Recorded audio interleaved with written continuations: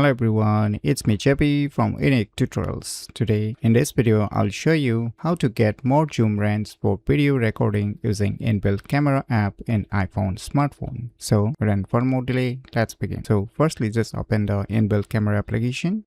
Now just click on this video option. Now just tap and hold on this 1x. Now swipe towards the left.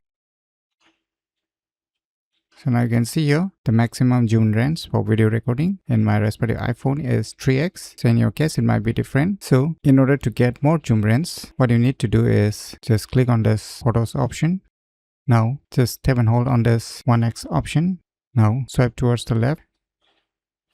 Now you can see we have a 5x zoom range for our photo option. So once you selected the maximum zoom range inside your photo option, now just tap and hold on this shutter button and just swipe it towards the right, and now you can release it. Now it will start recording on the respective zoom range. As you can see, earlier we have only 3x. Now we are recording a video with the 5x zoom range, which is more than the compared available option for the video recording. So once you are done with your video recording, you can just click on this stop recording.